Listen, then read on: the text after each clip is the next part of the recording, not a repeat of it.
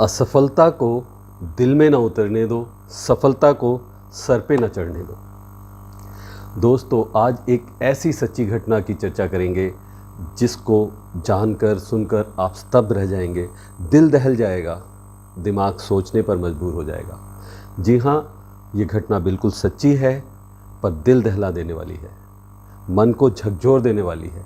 हालांकि उस पर रिसर्च भी बहुत हुई है, अमेरिकी मनोवैज्ञानिकों ने उस पर खूब जांच पड़ताल करी है, पर हम आज इस घटना को भगवत गीता के संदर्भ में जानने की कोशिश करेंगे। ऐसी स्थिति के बारे में गीता में क्या कहा गया है। साथ ही इसी संदर्भ में करेंगे बात कबीरदास जी के एक दोहे की। दुख में सुमिरन सब करें, सुख में करे न कोय, जो सुख में सुमिरन करे तो दुख का है को होए। कबीर जी के कहने का क्या तात्पर्य था, क्या मतलब था? क्या कोई चीज़ सुख या दुख कांस्टेंट रह सकता है? क्या गीता में जो श्री कृष्ण ने कहा है और जो कबीरदास जी ने दोहे में कहा है, उनमें कोई विरोधाभास है? जी हाँ, बात करेंगे आज कबीरदास जी की वाणी पर भी। लेकिन आगे बढ़ने से पहले जो चैनल पर नए हैं, जिन्होंने चैनल को अभी तक सब्सक्राइब नहीं किया है, कृपया चैनल को सब्सक्राइब करें, बेल आइकन को ज़रूर दबाएं, दिए गए लिंक के द्वारा हमारा व्हाट्सएप ग्रुप ज्वाइन करें, जहां हमारे आने वाले लॉ ऑफ अट्रैक्शन के सभी कोर्सेज़ की जानकारी आपको मिलती रहेगी। स्वागत है, मैं हूं आपके सुख दुख का साथी सरस कमल, और ये है संभव होपोनोपोनो हीलिंग चैनल, आपके जीवन में सुख, शांति, प्रेम, अच्छे स्वास्थ्य, समृद्धि का प्रयास। हमारी ओर से लोगों के जीवन में मूल्य संवर्धन की, वैल्यू एडिशन की छोटी सी कोशिश। ये घटना है कार्तिक राजाराम के बारे में। ये व्यक्ति दक्षिण भारतीय शहर बेंगलुरु से था। ये बचपन से ही बहुत होनहार, हमेशा टॉपर रहने वाला और साइंस में ख़ास तौर से ब्रिलियंट था। आईआईटी चेन्नई से इंजीनियरिंग में स्टडी की, आईआईटी चेन्नई से, जिसमें सबको एडमिशन ही नहीं मिल पाता, जो कि अपने आप में एक बड़ी कामयाबी है।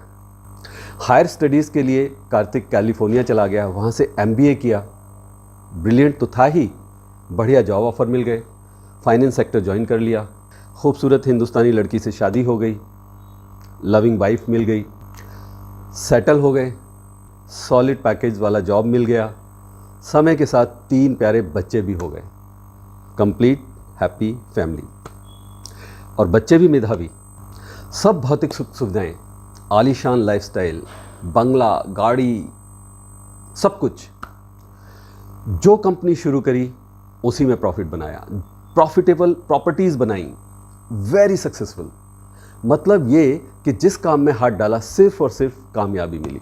बचपन से ही कभी नाकामयाबी, अनसक्सेस को देखा ही नहीं। कहने का मतलब वो एक ऐसी लाइफ जी रहा था जिसकी कोई हसरत ही कर सकता है। ऐसा ऐश्वर्य जो हम सिर्फ कल्पना कर सकते हैं, हर किसी को नहीं मिलता। लेकिन फिर भी एक दिन उसने अपने 3 बच्चों, पत्नी और अपनी सास को, जो शायद साथ रहती होगी, गन से शूट कर दिया और खुद को भी गोली मार के खुदकुशी कर ली। तब उसकी उम्र शायद 45 वर्ष रही होगी। बच्चे क्रमशः 7, 12 और 19 वर्ष के थे, जिनको वो बहुत प्यार करता था। अगले दिन कैलिफोर्निया के सब अखबारों में सुर्खियों में ये खबर थी। सितंबर 2008 की बात है ये। कार्तिक ने सुसाइड नोट भी लिखा था, पुलिस के लिए और अपने क्लोज फैमिली एंड फ्रेंड्स के लिए। उसमें उसने मेंशन किया था कि उसने ये कदम अपने परिवार के साथ बहुत सोच विचार कर, डिस्कस करके फिर उठाया है। ये बेस्ट पॉसिबल वे उनको लगा अपनी लाइफ के लिए। मनोवैज्ञानिकों ने कार्तिक के इस स्टेप की समीक्षा की। पाया गया कि यूं तो वो एक खुशहाल परिवार था, लेकिन अमेरिका में आई हुई मंदी के समय में 2007 और 2008 की रिसेशन में उसे भारी लॉस हो गए थे, स्टॉक मार्केट के क्रैश होने की वजह से। जॉब भी चली गई थी।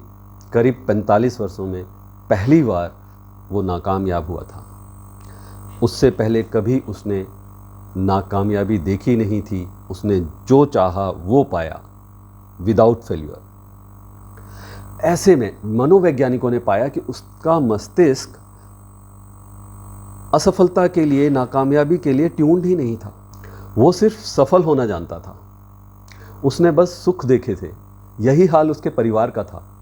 और जब पहली बार वो अनसक्सेस हुआ, असफलता हाथ लगी, वो लोग दुखी हो गए और उस दुख को झेल नहीं सके, बर्दाश्त नहीं कर सके। परिणाम सामूहिक मर्डर और खुदकुशी। बेहद अफसोसनाक स्थिति है ये। जबकि श्रीमद् भागवत गीता के अध्याय 2 के 14वें श्लोक में श्री कृष्ण ने बहुत स्पष्ट रूप से लिखा है, सुख और दुख का भाव इंद्रियों से उत्पन्न होता है। सर्दी और गर्मी के मौसम की तरह वे महसूस होते हैं, पर ये सदैव रहने वाले नहीं हैं। सुख और दुख आते जाते रहते हैं, अर्थात ना तो सुख निरंतर है ना दुख निरंतर है, मौसम की तरह रोटेशन में रहते हैं। आगे श्री कृष्ण अर्जुन को बोलते हैं कि हमको इन्हें सहना सीखना चाहिए, क्योंकि ये तो हर प्राणी के जीवन में आएंगे ही, आने वाले हैं, जाने वाले हैं, इससे कोई अछूता नहीं रह सकता। जैसे हमारे शरीर सर्दी और फिर गर्मी के अनुसार अपने आप को अभ्यस्त कर लेते हैं, ठीक उसी तरह मन को भी सुख और दुख को संभाव से लेने के लिए हमें धीरे धीरे अभ्यस्त करना चाहिए।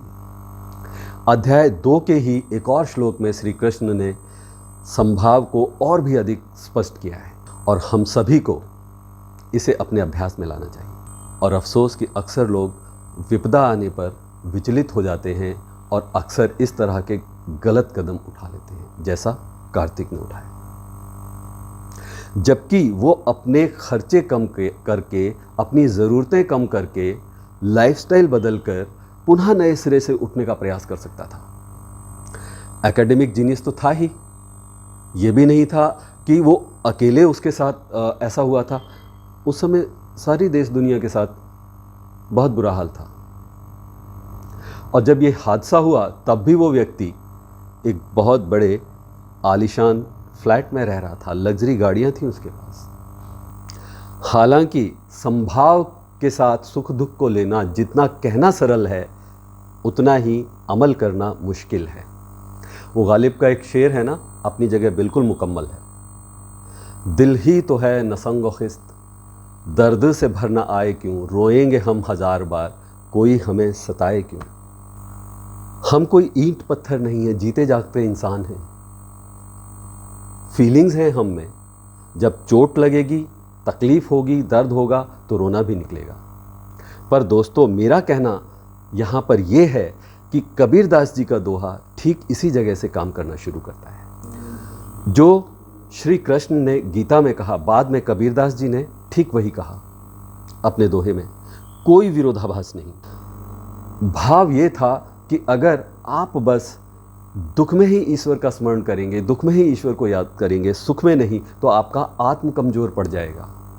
आप बस अपने स्वार्थवश अपने दुख को दूर करने के लिए ईश्वर को याद कर रहे हैं, और अधिसंख्य लोग यही करते हैं। जबकि जो सुख में ईश्वर को याद करेगा, भगवान को याद करेगा, तो आप संभाव को पा रहे हैं, यानी आप सुख और दुख दोनों को एक जैसा ले रहे हैं और उनको हैंडल करने में समर्थ हैं। यही श्री कृष्ण ने अर्जुन को गीता में बताया था। मतलब दर्द होगा, महसूस होगा, पर हम उसको सहने, सामना करने की क्षमता पा चुके होंगे। दुखों से भागेंगे नहीं। सुख है तो दुख भी होगा ही, आना तय है, कोई जादू उसे रोक नहीं सकता। और यही काम बहुत ही विनम्रता के साथ होओपोनोपोनो प्रेयर भी करती है। दुख में, बुरे समय में आपको अपनी सुख के समय की गलतियों का एहसास कराती है, विनम्र बनाती है। सुख में भी आपको और हम्बल और विनम्र बनाती है, आपकी नकारात्मकता को दूर करके सदैव खुश रहने के लिए प्रेरित करती है। और होओपोनोपोनो प्रेयर के पूरे विज्ञान पर हमने YouTube में एक डिटेल वीडियो ऑलरेडी बना के डाली हुई है। संभव हीलर्स मैजिकल होओपोनोपोनो प्रेयर कैसे काम करती है, आप YouTube में सर्च करेंगे, आपको ये वीडियो मिल जाएगी। डिस्क्रिप्शन में दिए गए लिंक के जरिए भी आप इस वीडियो को देख सकते हैं। ज़रूर देखें कैसे बहुत सरल तरीके से हम अपने जीवन में इस प्रार्थना से भी गीता के इस संभाव के ज्ञान को अपना सकते हैं, उतार सकते हैं। अब मैं यहाँ ये कहना चाहता हूँ कि हमें बचपन से ही सफलता और असफलता दोनों का अनुभव होने देना चाहिए। इतना प्रेशर बच्चों पर सफलता के लिए नहीं डालना चाहिए, कि वो उनका दिमाग सिर्फ और सिर्फ सफलता को ही एक्सेप्ट करने के लिए ट्यून रहे, प्रोग्राम्ड रहे। और जब कभी जीवन में असफलता मिले, असफल हो जाएं, तो उस असफलता को हैंडल ना कर पाएं। और अगर जीवन बहुत कामयाब है तो भी हमें अति उत्साही होकर और अहंकार में यूनिवर्स को, प्रभु को नहीं भूलना चाहिए। कोई एक ऐसी शक्ति जिसके चलते दुनिया बिल्कुल ऑटो मोड में चल रही है, चलती जा रही है। अंत में एक सुख दुख की बात। सुख और दुख किसी मोड़ पे अचानक मिल गए। दुख ने सुख से कहा, तुम बड़े भाग्यशाली हो, हर कोई तुम्ही को चाहता है, तुम्हारे पीछे भागता है। तब सुख ने मुस्कुराते हुए कहा, नहीं, ऐसा नहीं है, भाग्यशाली तो तुम हो।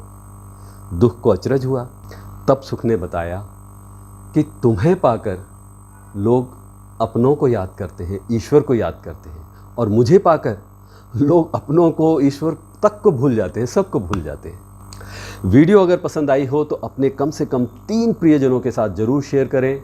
उन्हें शेयर करें जिन्हें आप चाहते हैं कि सुख दुख में संभाव के साथ रहें, और उन्हें आगे शेयर करने के लिए इंस्पायर करें। बहुत जल्द फिर मिलेंगे एक और थॉटफुल, यूज़फुल वीडियो के साथ। तब तक अभ्यास करते रहें, कीप प्रैक्टिसिंग। अच्छा सोचें, अच्छा बोलें, अच्छा करते रहें। सुख में अहंकार नहीं और दुख में दुनिया बेकार नहीं। नमस्कार।